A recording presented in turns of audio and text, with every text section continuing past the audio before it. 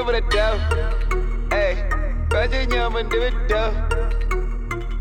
Yeah, double the. Hey, double the dough. Okay, welcome to this week's edition. I have one of the guys who are now advocating for this ideology of African pride. Mr. Jude Dutiro, I'm sure he's going to explain a lot about himself. Welcome into this week's edition. Thank you for having me. You're welcome. Okay, so this is the gray area. We're going to be talking about the gray areas, that people don't really want to talk about or people sometimes avoid. But first and foremost, I would love to ask, who is Jude Dutiro and what do you really represent? All right. Jude Dutiro is Jude Dutiro. He's an African. That's my basic definition. But for the benefit of others who would want to know what I do in life and things like that, primarily a film producer, a farmer, a miner. That's what I do mostly. Okay, Yeah. that's impressive. That sounds like the actual primary production stuff we do in Africa. So, I'm just going to ask you, Jude, about firstly the general whole movement of what you are doing about the African pride, the patriotic or something Patriotism, like that. nationalism, patriotism. What is it really about, and why are you doing this thing? All right. So this whole thing, and this could have a specific name because it almost goes back into coining it using Western languages and things like that. But essentially, what I'm doing is trying to push to decolonize African minds so that people understand who they are, who they truly are from their roots and not from the distorted history, the adulterated history that they read or what the white men think who they are. So I want people to really understand who they are from their roots, the original roots, and also take pride in themselves because there's a tendency of self-hate that's being perpetuated by this colonial mindset or westernization, if I'm to say. Okay, but firstly, for people to know who they are, they need to know their history, having been written somewhere, having a trace of the oral traditions. But do we really have those? Because the reason why I see people gravitating towards the Western history is because if you want to know what happened in Roman Empire in 100 BC, you will get that information. But when you come back to our history, and I want to know what was happening in the days of Noah with my ancestors, you don't have that. So how do you know where you're coming from in your identity when you don't have those recorded histories? Right. I really love that point that you just made there. So all civilizations or groupings or societies had their way of documenting and passing on their history, right? And as you rightfully put it, Africa, it was primarily oral tradition. Not that we don't have writings, we do have writings, but writings are for certain events. But most of our history was passed down orally. It was designed so because Isusu as Africans, we are communal beings, we are family based, right? So this idea of oral tradition was so much embedded in our customs and values because if you have a textbook, you've got no reason, a history textbook, you've got no reason to go and see Sekuru Gumusha because what you want to learn from him, you've got it in a book. But because we are Africans and questions are family, the concept of family, everything that we did was revolved around family. So whether it's passing down of history, you're not going to get a third party to pass down the history of a particular generation. You're going to get it from the actual source. Sekuru vachakuudza, baba vako vachakuudza, sekuru wa sekuru, But now, all that was there and connected. Now you ask the question, okay, so what happens to it? Where did it get distorted? Where did it disappear? Right. When we were colonized, remember our family setups were disturbed. And remember now we are being taught foreign languages. Remember now we're getting a foreign education. Now, Tanevana who speak in English and cannot speak Shona. Already that disconnects go Arkomusha Nemuzukuru. Because this one is speaking in English and Gogo does not speak English. So how are these two going to talk? So that was actually a deliberate move by the colonial masters to destroy the barrier, to destroy the bridge between generations, so that you don't learn your actual history.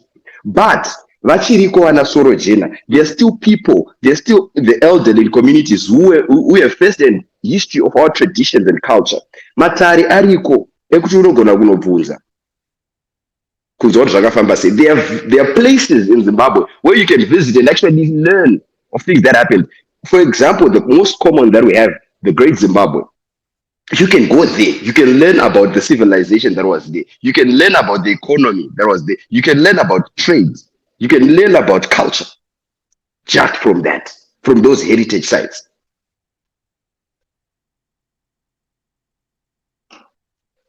Sorry, I think your audio, I can't hear your audio. No, I can't.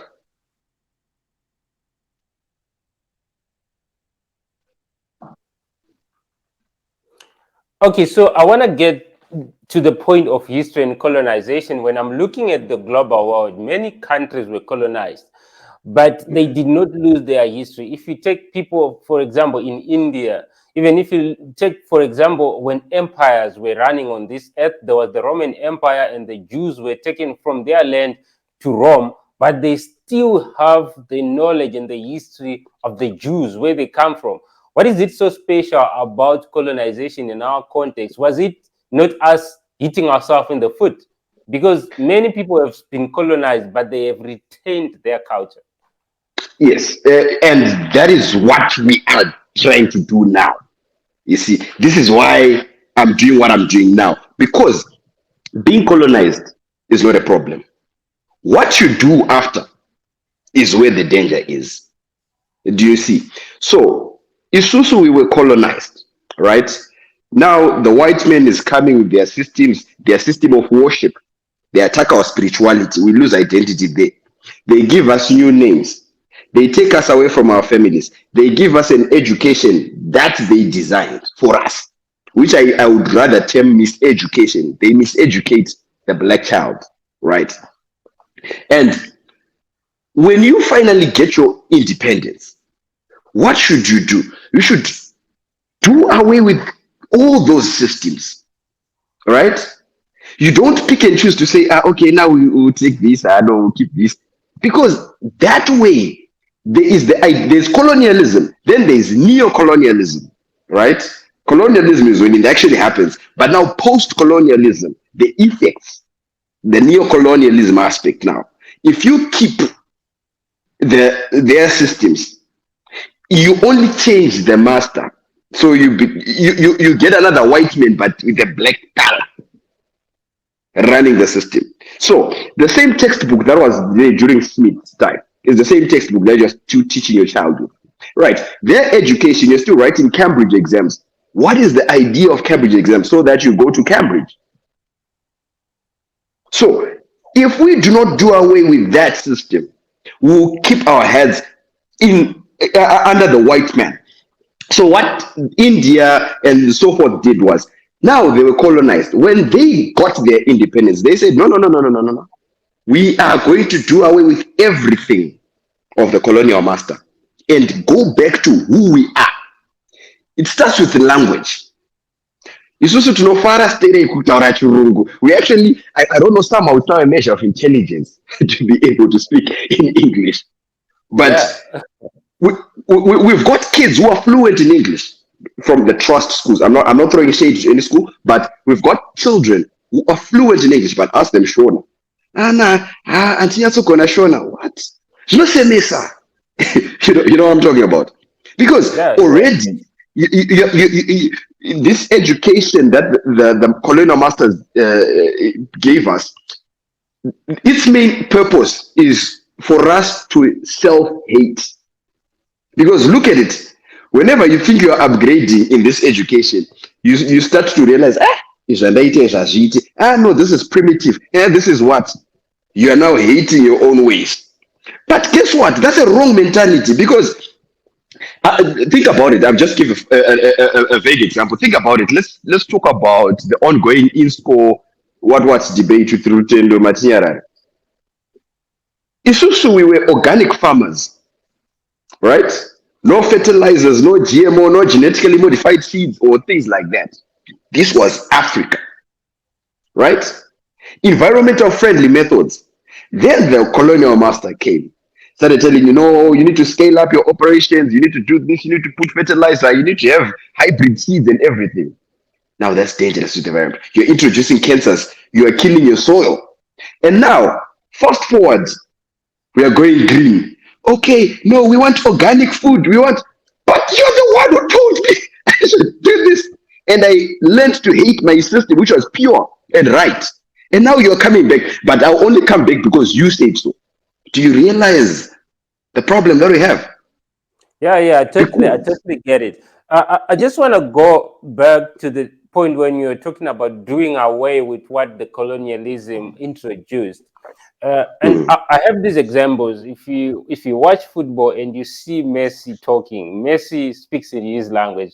When you see people like Putin talk, they talk their language. They talk yes. If you look at most of the Slavic countries, including Poland, Czechoslovakia, Hungary, Slovenia, and all the superpowers, they they run use things their in their language. language, right? But Yes. the reason why they are able to do so is because they have built economies that can sustain themselves without so much dependence on the guys outside. So for Zimbabwe, do we have to start from the language, or we have to start from building up a superpower economy that can sustain itself without needing? Because if we say that we are going to do everything in Shona right now, and we are importing stuff, and we are importing it, how are we going now to get because now it's a globalized economy, how are we going to relate with with the world outside? First of all, let's go back to the times before we were English speaking, before we went to these schools. Did we not trade with the Portuguese? Did we not trade with the Arabs? Yeah, we did. But we're not using English. Who said English is the medium of communication? Globalization, according to who is setting the pace? Neocolonialism. You continuously follow in the name of globalization. What is globalization? We had our economy. We had our economy in the size that was good for us. But now, the challenge that we have, the biggest challenge is now, because I sense this when you ask the question, with where we are now and where other countries are, do we need to empower our economy to this? Our economy should grow according to us. If America's got a $5 billion or $60 billion economy, doesn't mean Zimbabwe needs a $60 billion economy. We could do well with a $100 economy because this is us. But now the challenge is, now we are looking at the states and saying, okay, these guys have got a $60 billion economy, and these are our masters. We also need to have a $60 billion economy. Really? Do you know how they built that economy? Do you want us to go back to that history? They stole that economy. They did not build it. They stole that economy. That's a story for the future. We'll touch on that later. But they stole that economy. So now, if you envy people who've used the wrong road to get there, what are you doing? Because Isusu, were we not hunters? Were we not agriculturists? Were we not ironsmiths? We didn't use money. Remember, Taita barter exchange. We used to have barter trade. Yeah. But then someone came and just wanted relevance in the system and said, okay, I'll come with this paper. This paper is going to come between the guy with goats and the guy with clothes. You're just trying to make yourself relevant in a system.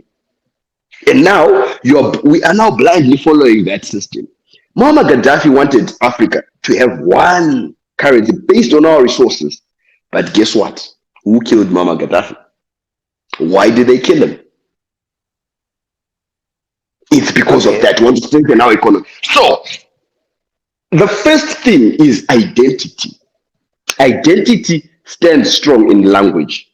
If you go to Russia, you're not going to speak, you're not going to hear Putin addressing Russians in English.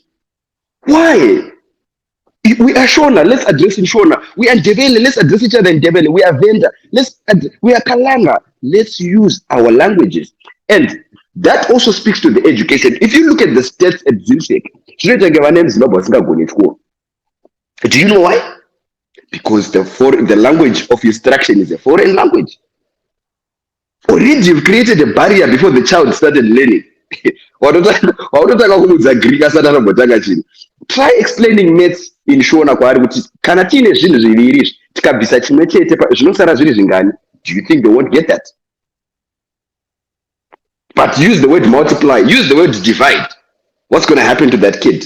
Logarithm, what's going to happen to that kid? So okay. Already before they start, you're setting them up to fail.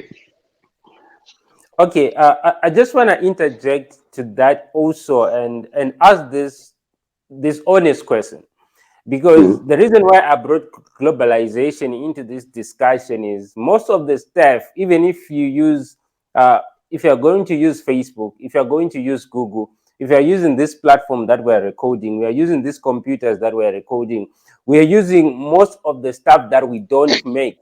Right, and we definitely need an outside world. Right, it's different from the time when we were trading Nana Father Gonzalo da Silveira. I'm pretty sure we didn't need a car, we didn't need a cell phone, we didn't need internet, we didn't need most of this stuff that we're using now that we did not make. So how are we going to enforce that when we don't have any production that's going on, when we don't have any innovation? Because if I make a software of Shona that makes people code it in Shona and stuff, it's easy for me to enforce it in an economy. But if I'm taking a software from the United States, then I want it to introduce to my people. How is this going to work when we don't make things of our own? All right. That's a very good point. Realistically speaking, with where we are, it's not going to be easy. All right, but just because it's not easy doesn't mean we don't have to start. Because what we need is affirmative action. And because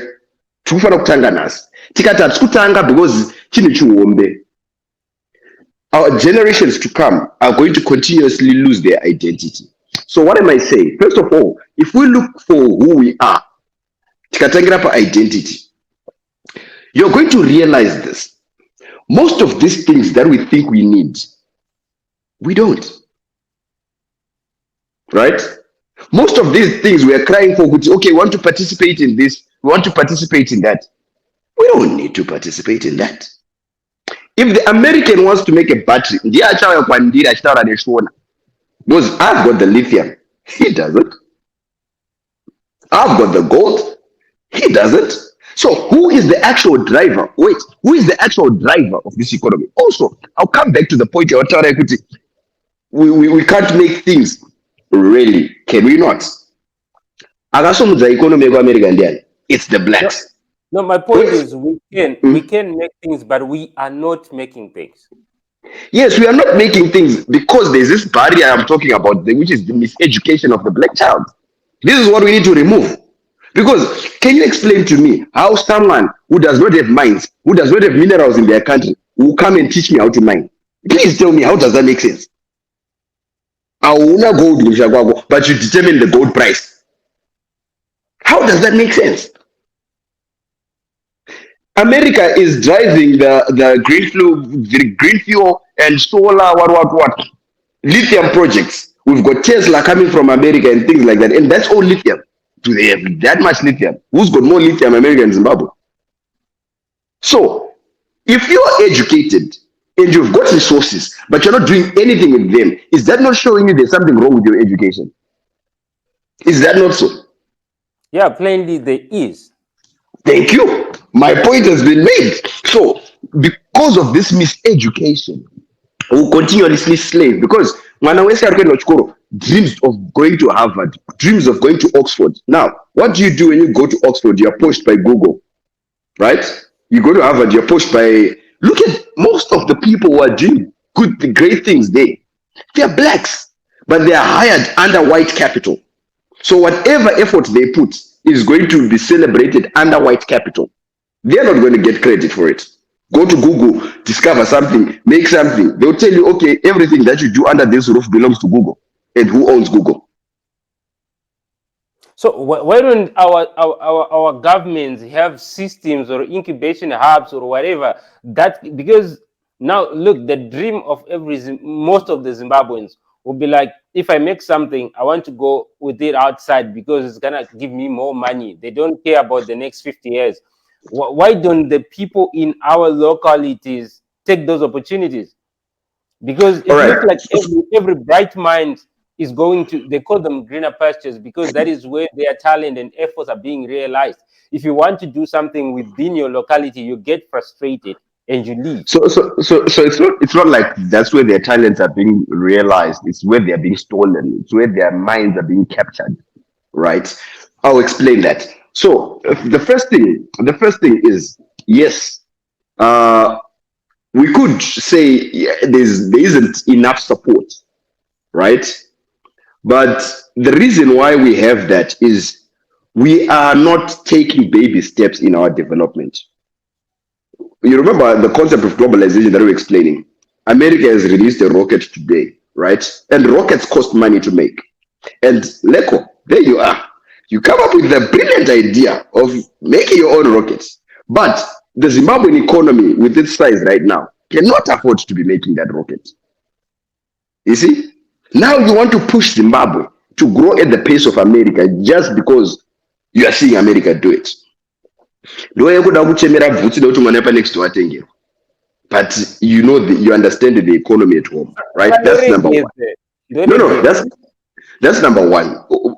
So I think let me frame this discussion from Kumashuri and Doti. Look at it this way: education, miseducation rather, is taught capitalism, right?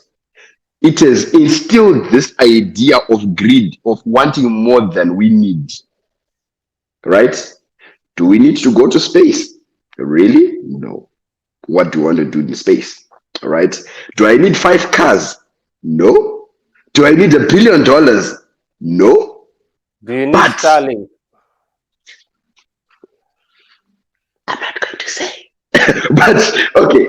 So look at it this way. Yeah. If we're now dependent on artificial expenses, because remember, businesses drive or force demand of products. There, Coca-Cola will make Coca-Cola, then force it onto you, right? These guys are selling Wi-Fi as a convenience, but do you need Wi-Fi? No. Why you now think you need Wi-Fi? Because look at you, how many miles away are you from us, your family? But if you're in the same room with me right now, did we need all this StreamYard and Wi-Fi? No. So because of those systems, families are now divided. This one is now in America, this one is now in the UK. So we now see internet as a necessity, because you want to talk to my brother in Swaziland, I want to talk to my sister in America, and because of this failed system.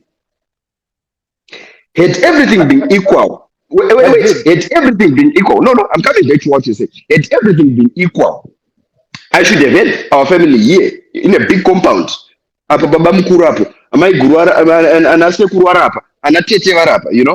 Because that's who we are.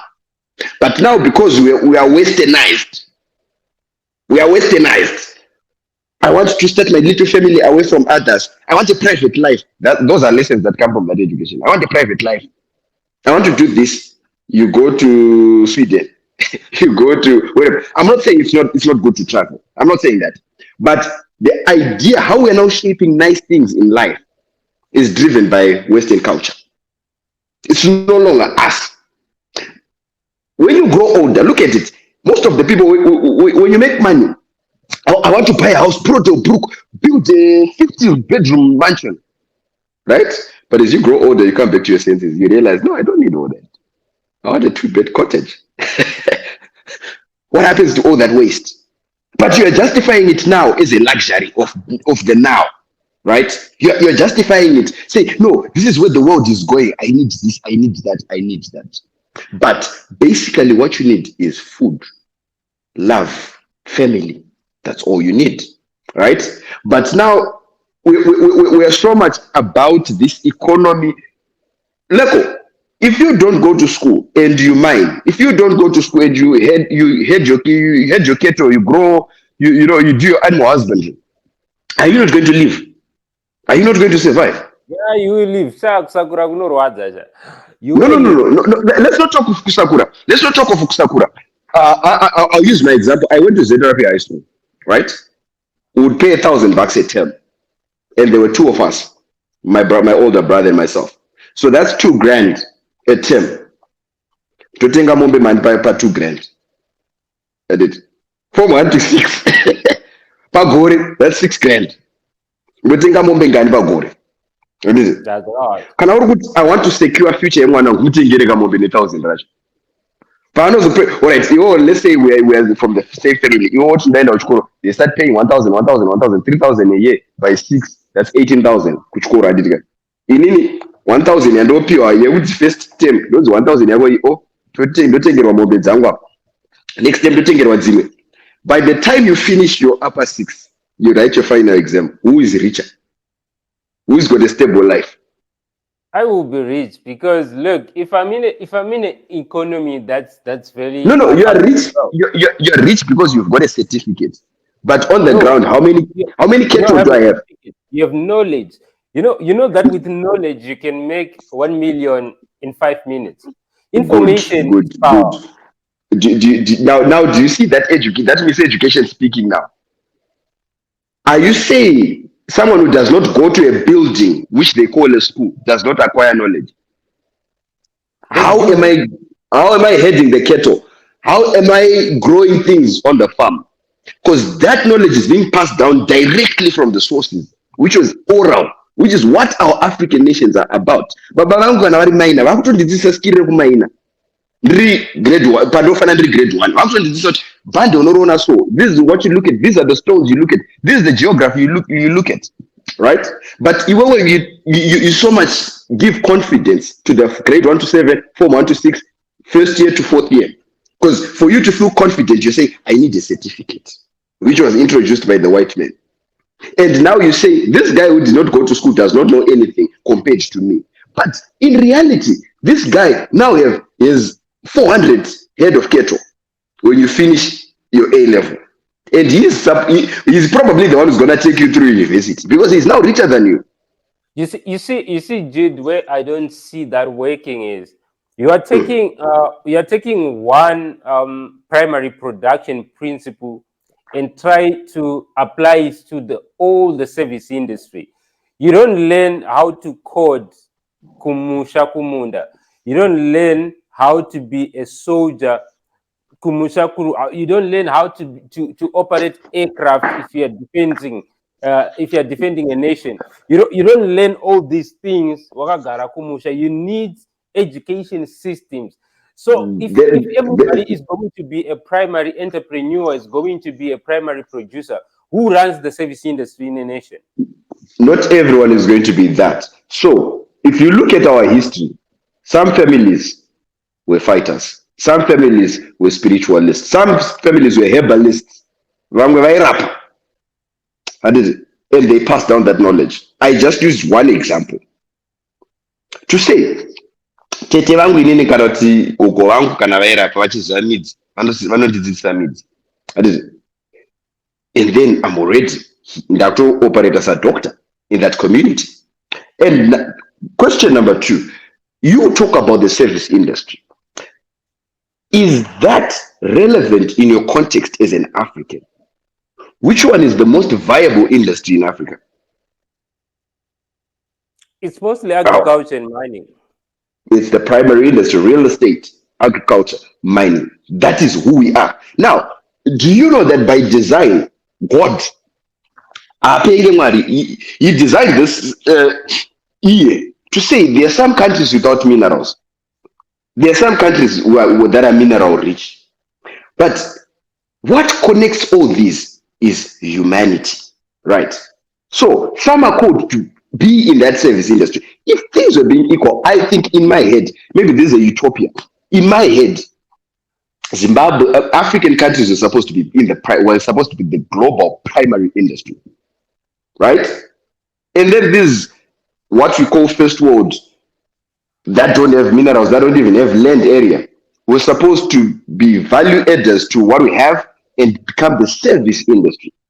And we should have had that trade, that balanced trade. But now, because someone is greedy, they're saying, no, I'll move from Britain, go and colonize Africa, take their resources, take them back to my country, And now we're not working together harmoniously because we've killed humanity. So, yes, the system now is upside down. But what can we do about it today? Today, we can then make an effort to make our people understand who they truly are and stop being lied to, because at best you're manipulated.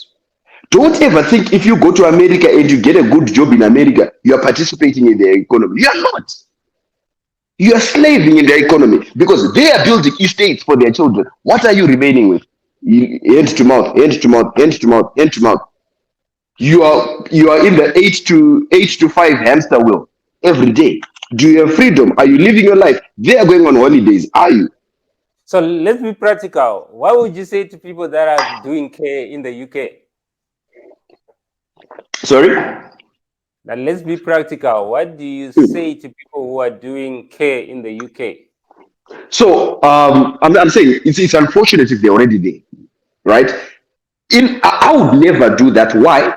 Number one, I think I'm too angry. I'm too angry. Okay, probably I need healing, but you can't tell me because the age of the people who need care, like the adults, the elderly who need care, is the same age group of people who colonized us. These are the people who stole from Zimbabwe. So for you to come to me and then say, now I'm going to wash their back, for me it's. But anyway, coming back to a practical point of view, if you are out there already, it's unfortunate, right? But make an effort to then say, they came to our land, stole resources from our land, and repatriated to their countries to develop their countries. Do the same. Get whatever you can get there. Bring it back home. Build home. Okay, you're working.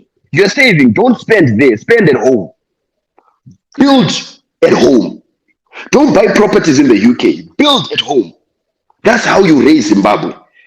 Because I think we've lost the sense of belonging or patriotism to say, it's not my problem. It's not my problem to build. Okay. Do you realize why people are leaving in the first place? Yes. Nobody wants to be away from family. Nobody wants to be away from home. The people don't have a life there. You just wake up, you go to work, you come back, you sleep. Tomorrow, that's not life. But they really want to be home. But there are situations that are home that force them to be in the situation. Yes, the situation that is home is there because we are not taking collective responsibility. We think it's the president's job to fix the economy. The president does not own the country. It's your country. So if you don't play your part, who do you expect? Look, at the risk of sounding very on the other side, but I mean, that's the honest truth. Yes. At some point, zvidina zvacho weokanye ifuti nana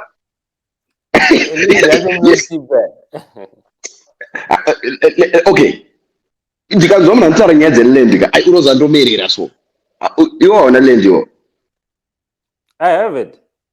So vanhu vari kusiya kumusha kwavo izvezvi kumisha kwevanhu kwakutange matongo kusina vanhu. They're leaving their land there. Muna aigara kuchiweshe ane musha kuchiweshe akuti handichaite ndakuita zvekuharare. They've got land yemahara. They don't even need to buy that stand. But kumusha, so I'm not going to develop there. Ndikuita zvemuharare. Ndomhanyira stand yekukarikre 85,000. Really? Do you see what I'm talking about? But The westernization in the head. The westernization is in the head. It's not the westernization. I'm telling you this. Okay, I have stayed in rural areas and I know what it's like to be there. Look at where the world is at now. We can't really we can't deny that things have changed from 100 years ago. I need internet when I'm there. I need water. I need clean water. I need All right. hospitals. I need education. I need where to buy fresh food. There's no electricity. Leko? There's no water that is clean. If my children are going to school, they're going to walk 8 kilometers. I was a teacher at some point. I had Uh-huh. children that came to school. They walked 15 kilometers every day to and fro. So Mhm. now I'm going to build my house and my children in that situation, and I want them to walk 15 kilometers So, every so, day. so, so Leko, this is, I'll throw this back to you. Uh, inini ndobva kuchweshi, right? Yeah. And we are the people who are saying we are the custodians of Chueshi. We are the community of Chueshi. We need to fight together to build Chueshi. But then Jude goes away, moves to Harare, moves to the UK. And what do they do when they're in the UK? They are now buying property in the UK. They are now furthering the economy of the UK. They are no longer remembering Chueshi. What next? They take their younger brother out to the UK, living Chueshi. The little cousin out to the UK, living Chueshi. Do you realize this? So, if your argument was going to be, no, we've got a generation that needs to go out because that's where the money is in the UK, I would say, okay, maybe. But now, if you say your generation is out, then you're not investing back so that the next generation does not jump out, but you're preparing for them to come to you. Then we've got a problem. Then we've got a I, problem. I think people really want to invest back. Look, I've seen people like Sadio Mane. I was reading N'Golo Kante. If you know Mm. Kante, if you follow football, you know Kante. Yes, I know Kante, it.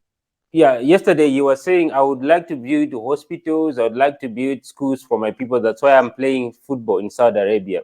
You see, Akon, Yes. I think you built a dam. You see people like Sadio Mane and stuff.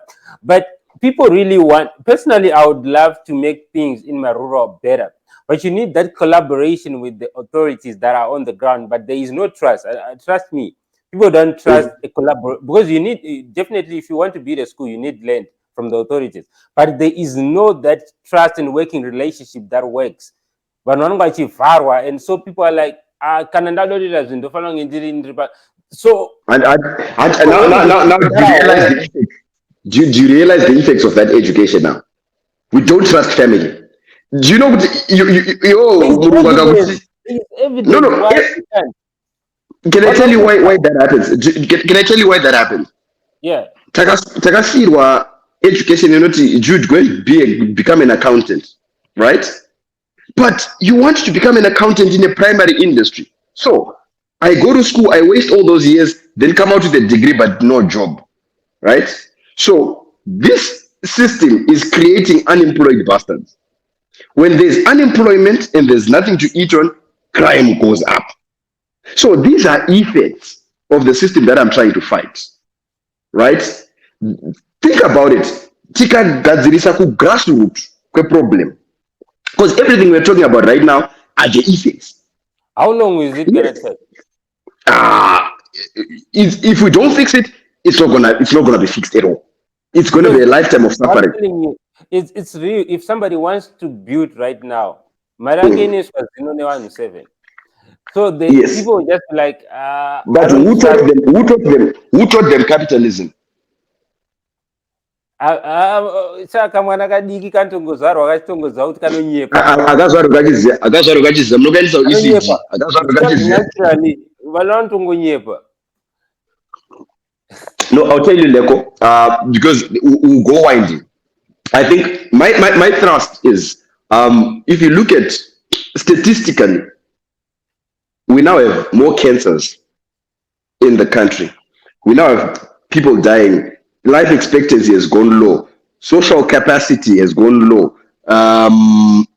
All that.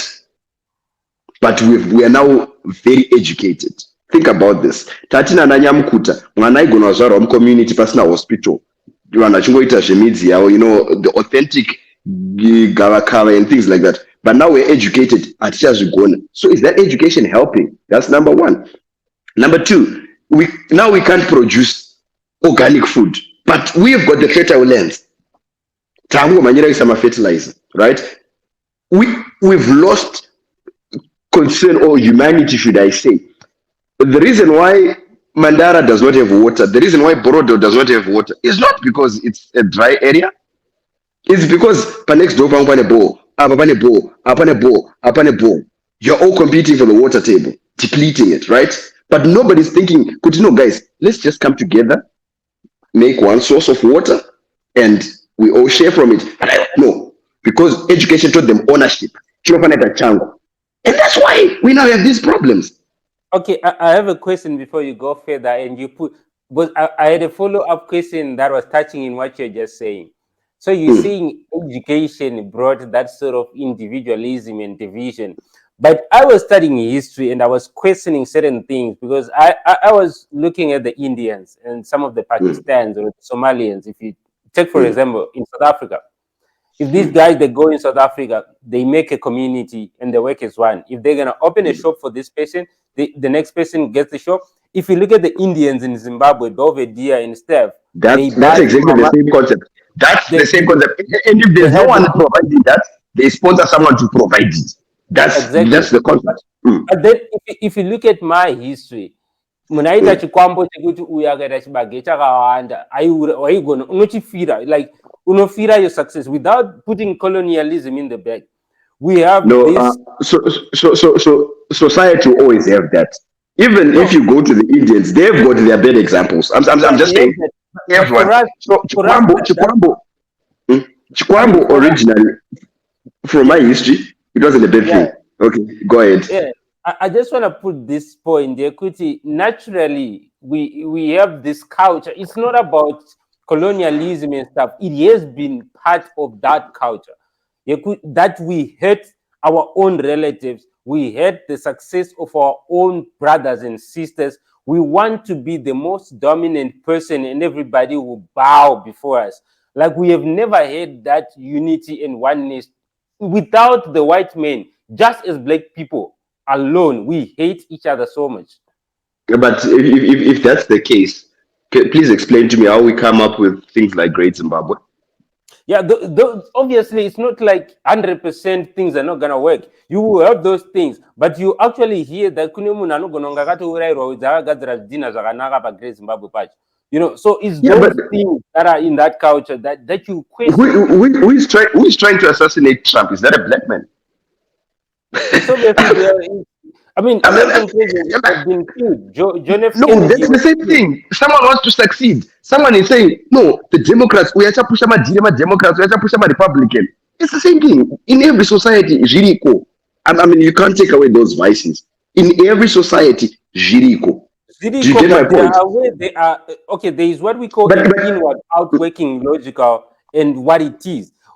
If somebody if somebody is a good person and does a mistake or does something, you'll be like, yeah.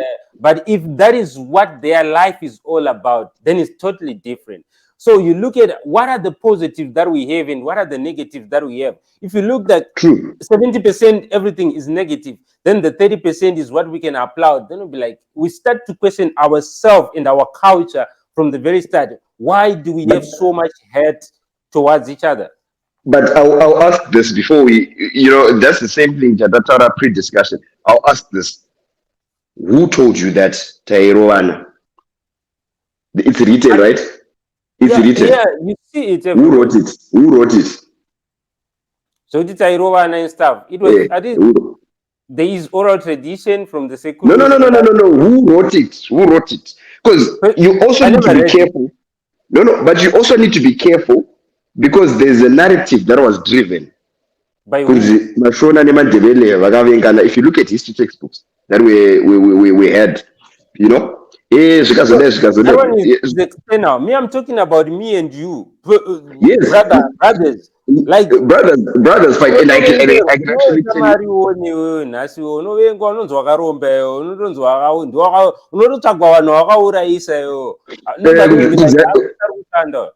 It's in our No, it doesn't. That evil is in everyone. It's not black. It's not white. It's But everyone, is right? that's But what no, no, pushing no, us no, back. no. That's what pushing us back. I don't think you've read Arab history. I don't think you've read everything that happens in the Chinese families, right? Pavanourayane onongosiko. It's unfortunate that vaunoziva ndevako, right? So I'm not gonna defend anyone on that point. Yes, zviriko, but then we can't then base our lives kuti ndinovengwa. So let's disregard unity totally because at you say black men cannot unite. So, How but did we for fight now, the we have war? okay. I think